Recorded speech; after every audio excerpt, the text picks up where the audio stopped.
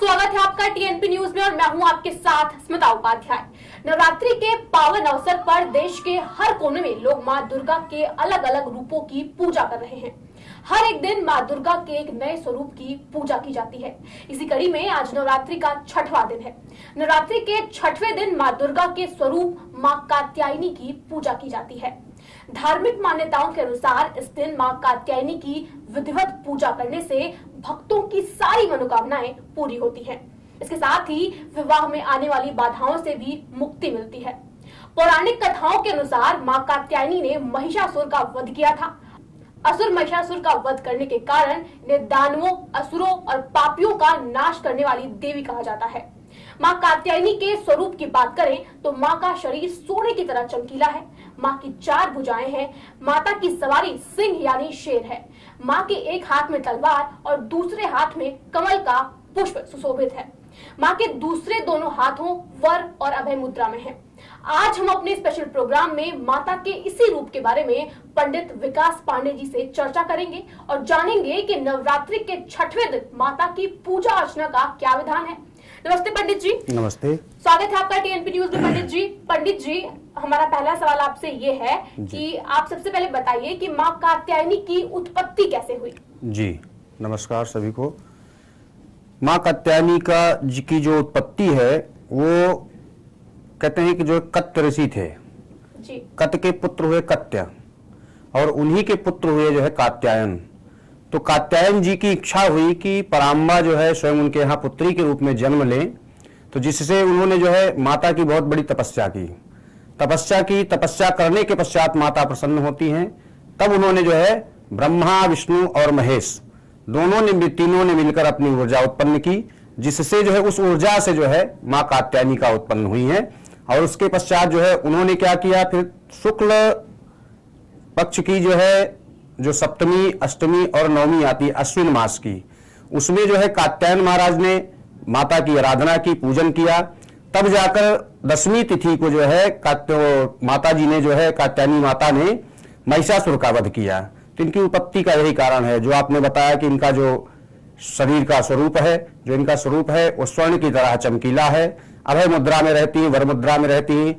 इस दिन भक्तों का भी जो होता है अभय मुद्रा में रहते हैं, यज्ञ चक्र रहता है उनका, क्योंकि वो अपने आप को, जो भक्त अपने आप को समर्पित कर देते हैं माता को, माँ उन्हें जो है अक्षय वरदान करती हैं। कहते हैं काम, क्रोध, मोक्ष और कर्म चारों का लाभ माता प्राप्त करती हैं। जी पंडित जी, जैसा कि आपने बताया कि माता की उत्पत्ति कैसे हुई, तो आप हमें बताइए कि इन माता के स्वरूप का क्या महत्व है। जी, स्वरूप के विषय में आपको हमने भी वही बताया जो आपको, कि माता का जो स्वरूप है वो अभय वरदान प्रदान करने वाली है, वर मुद्रा में रहती हैं। वो जो उनका जो दाहिने हाथ की तरफ जो नीचे की भुजा है वो वर मुद्रा में रहती है।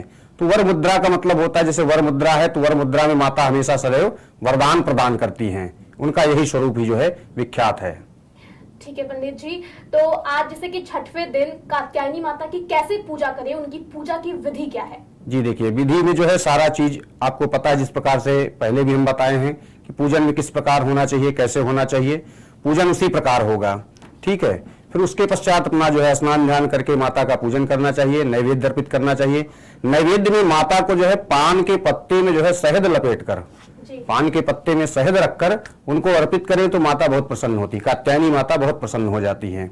साथ में उनको जो है पीला फल कुछ भी हो वो उनको अर्पित करें, वो भी उससे भी वो प्रसन्न होती हैं।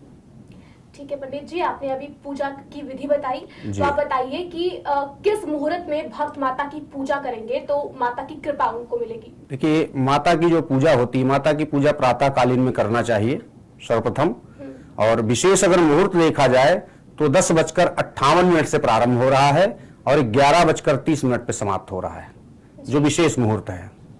जी ठीक है पंडित जी, तो माता कात्यायनी को भक्त ऐसा क्या भोग लगाएं, माता कात्यायनी को ऐसा क्या पसंद है जिसके भोग लगाने से भक्तों को माता की कृपा प्राप्त होगी। मैंने आपको भी भोग के विषय में बताया।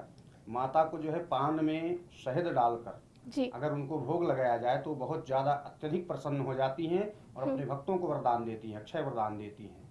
जी पंडित जी, सारी बातें तो हो गई, अब आप बताइए कि माता कात्यायनी को खुश करने के विशेष मंत्र कौन से हैं। जी, माता कात्यायनी का जो विशेष मंत्र है जी। ओम या देवी सर्वभूतेषु मां कात्यायनी रूपेण संस्था नमस्तस्यै नमस्तस्यै नमस्तस्यै नमो नमः सबसे उचित और उपाय मंत्र है। और साथ ही आपने जो विवाह के विषय में कहा, कुछ कन्याओं का जैसे विवाह में दिक्कत परेशानी होती है, तो उनके लिए सबसे बढ़िया मंत्र है कात्यायनी महामाये महायोगिन्यधीश्वरी नंद गोप सुतम देवी पतिम में कुर्ते नमः। इस मंत्र का यदि अगर जाप करें या करावें तो जिस कन्या का विवाह नहीं हो रहा है बहुत जल्द ही उसका विवाह हो जाएगा। आपका बहुत बहुत धन्यवाद पंडित जी। तो हमने पंडित जी से जाना माता कात्यायनी के स्वरूप और उनकी उपासना करने के लिए पूजा विधि के बारे में। उम्मीद है कि इसको देखकर आज आप मां कात्यायनी की पूजा अर्चना विधि विधान से करेंगे। माता कात्यायनी की कृपा दृष्टि आप पर बनी रहे। जय माता दी। ऐसी ताजा खबरों की अपडेट्स पाने के लिए देखते रहिए TNP न्यूज।